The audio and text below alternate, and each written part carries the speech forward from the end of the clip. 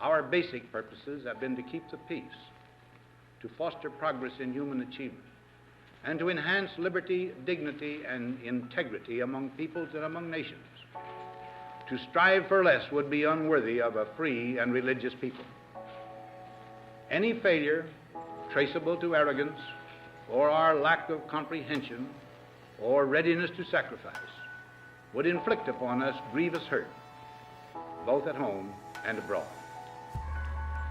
Progress toward these noble goals is persistently threatened by the conflict now engulfing the world. It commands our whole attention, absorbs our very beings. We face a hostile ideology, global in scope, atheistic in character, ruthless in purpose, and insidious in method. Unhappily, the danger it poses promises to be of indefinite duration. Those of us who fail to learn from our own history are doomed to repeat it. Happy Mother's Day, everyone. This is your host, John Brandt. Thank you for tuning in today. In this episode, we will delve more into American history, more specifically, the Cold War. However, this podcast is going to be very different from the other history podcasts. Reason being is because the historical events that we will be covering are not popular knowledge and are controversial, to say the least. We will be covering specific historical events that, upon further investigation of declassified documents, reveal that American military and government officials have knowingly deceived the public in order to achieve a foreign policy agenda, to implement unconstitutional laws, and or to profit the American defense industry.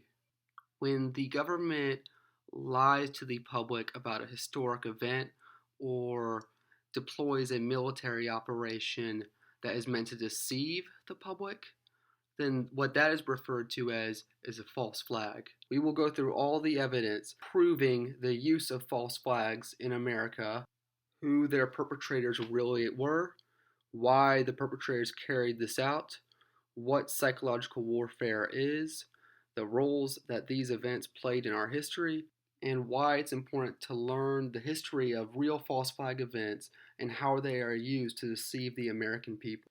The two events that I'm primarily focusing on today is the Gulf of Tonkin incident and Operation Northwoods. These events both occurred at the height of the Cold War between the United States and the Soviet Union. Both of these events were false flags that were used to justify different proxy wars within the communist nations that were allied with the Soviet Union. The Gulf of Tonkin incident was the most successful false flag attack. It was what led Congress to sign the Gulf of Tonkin Resolution, which gave Lyndon B. Johnson's administration executive power to deploy military forces in Vietnam, beginning America's war in Vietnam. While Operation Northwoods, fortunately for us, failed. It was the proposed plan to have the U.S. Special Forces commit literal acts of terrorism against U.S. civilian and military targets. America would then use these false flag attacks to blame Cuba and justify a war with Cuba in the eyes of the public. I picked these two events because they served as perfect examples of government corruption. It shows why our foreign policy is so disastrous, and it demonstrates how willing these military officials are to sacrifice our lives if it is to achieve a foreign policy goal. Only a few years before Operation Northwoods and the Gulf of Tonkin incident, in 1961, April 20th, Dwight D. Eisenhower gave his farewell address in front of the public. In this farewell address, he discussed something that he referred to as the military-industrial complex, which is the main perpetrator of these events, and they are the main profiteers of these wars. The military-industrial complex is basically the American defense industry that was formed out of World War II, and it's driving a lot of foreign policy decisions, and it's something that we need to address even today. I hope by doing this podcast that I am able to inspire people to do their own research and make their own judgments. For those of you who have no idea what I'm talking about or what a false flag really means, let me explain the basics. The term false flag originates from the imperial age when naval ships would fly the flag of another country and then attack their own ships. Here's how it would work. Let's say Britain wants to go to war with France so they can take more of their colonial territory. However, they also don't want to lose trade partners with some of France's allies. If Britain were just to attack the French first for no reason, then they would be perceived by the world as the aggressor and they would lose trade partners. The British figured out they didn't need to attack first. All they needed to do was have the world perceive them as a victim. To do this, a British frigate would adorn a French flag and then attack other British or Spanish merchant ships, giving the world a perspective that the French are the aggressors, even though the ship is actually manned by Brits, but since it has a French flag, everyone perceives it as a French ship. What a false flag attack essentially is when the victim of the attack is the actual attacker, and it's about creating a narrative with a victim and a boogeyman. It is a form of a psychological operation, and these have been carried out throughout American history. The psychological operations, though, were the most prevalent during the Cold War when the USA and the USSR were engaged in a stalemate nuclear war, but they were also engaged in a psychological war. The Cold War was bigger than the USA versus Russia. It was about the ideology of democratic capitalism versus authoritarian communism. The CIA rationalized that they must use propaganda on the American people, or else the communist propaganda would affect the population and America would become communist. The CIA countered this by launching Operation Mockingbird, where they infiltrated news and radio organization. This fear of the rise in communism was known as the Red Scare, which was hysteria in America that was mostly overblown, but there were some Soviet psychological operations being carried out, such as the woodpecker symbol. By the late 1950s, the military-industrial complex began to be worried about the spread of communism. The Soviets helped China overthrow its republic, which fled to Taiwan, and suddenly the Chi-Coms became the new superpower. In America, the John Birch Society was gaining a lot of political influence and was starting to take over some of the military positions, and they became what is now known in the news as the Deep State, which is simply just a group of CIA advisors, lawyer, and military heads who remain in their position indefinitely, unlike politicians who are voted in and out. The real power doesn't lie with the president. It really lies with the people who stay in their positions for their whole lives because they're able to consolidate influence and power. During this time, there were very strong anti-communist sentiment. During the Cold War, there was a lot of our administration that were members of the John Birch Society, which was an extremist anti-communist organization to the point of a fanatical level. And when you understand this, it starts to make sense that this extremist deep state would be so crazy as to write Operation Northwoods and actually sign it off. Operation Northwoods was the proposal for a false flag attack in which Guantanamo Bay would have been bombed by our special forces, and special forces would be sent into Miami to bomb buildings and hijack airplanes and shoot them down. And after they committed all these atrocities, they would then pin that on Cuba. And after they pin that on Cuba, the public would be angry. The public wants blood. So then they would be all for war in Cuba, and they were able to justify this war.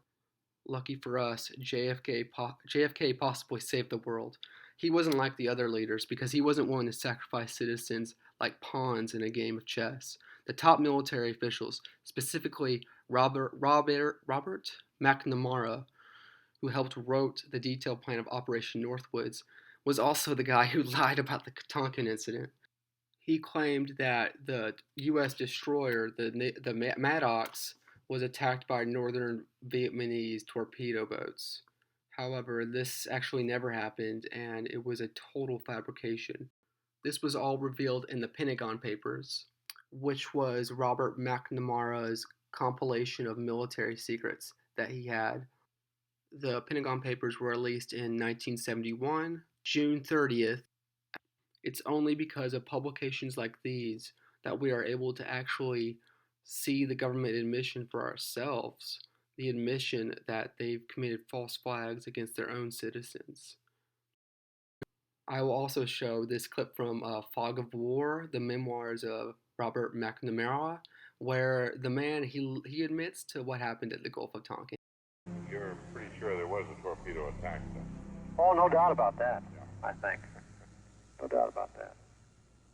That our judgment that we'd been attacked that day was wrong. It didn't happen.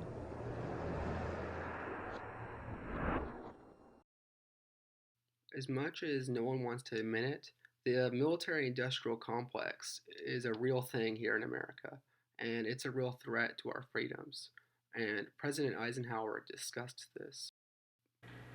In the councils of government, we must guard against the acquisition of unwarranted influence, whether sought or unsought, by the military-industrial complex. The potential for the disastrous rise of misplaced power exists and will persist. We must never let the weight of this combination endanger our liberties or democratic processes. We should take nothing for granted. Only an alert and knowledgeable citizenry can compel the proper meshing of the huge industrial and military machinery of defense with our peaceful methods and goals, so that security and liberty may prosper together. Akin to and largely responsible for the sweeping changes in our industrial military posture. Half of his whole speech was covering this. There's a lot more I could show you. But he was warning about the increased military budget. Whenever you just keep increasing your military spending, that's a lot of that money goes to the defense industry, which gives the defense industry a say on U.S. foreign policy. The defense industry, of course, is always going to advocate for more war, because what does more war mean for them? You guessed it, more money, because that's what they're making. And with the constant cycle of war, it gives the defense industry more funds that can be used to influence Washington, D.C. President Eisenhower warned us how the military-industrial complex would eventually build up enough power and influence to take control of U.S. foreign policy. And from what we can tell from the proposed terrorist attack on U.S. citizens and the lie we were told to get us into the Vietnam War, it seems like the military-industrial complex took over. If I had to make a hard guess, based on the actions of the government after it. It was probably one of the main drivers behind Vietnam War. Not only was there the communism scare, but also there was the monetary incentive for the military-industrial. I really think people can't really wrap their mind just how horrible the Vietnam War was. Real war is literal hell on earth. We don't know that because our only real experience of seeing war is from like Hollywood films and stuff. I believe that war is the ultimate evil, and those who lie to their nation to push a war all for military industrial profit or because of some delusional paranoia with domestic policy, these people should be jailed for life or executed for treason. We need to hold these government officials accountable. Since when is lying about domestic policy to start a war ever been acceptable? When has damning your fellow countrymen to literal hell on earth to fight in a jungle halfway across the world that results in the death of millions of local people and thousands of Americans? We must from now on take action against the people who do this to us, because if we don't hold anyone accountable, we will lose access to our democratic and constitutional rights, and our economy and our government and our military will all be handed over to an oligarchy that weren't elected in. Do you really want to live in a world like that? Thank you all for listening. I really enjoyed doing this podcast. It was over something I was very passionate about. I knew, and I wanted to help people understand the world better. And it's really scary to think that governments are capable of this kind of stuff. But the most important thing that you can remember from this is to live a life of no fear, because it's through fear that they control you.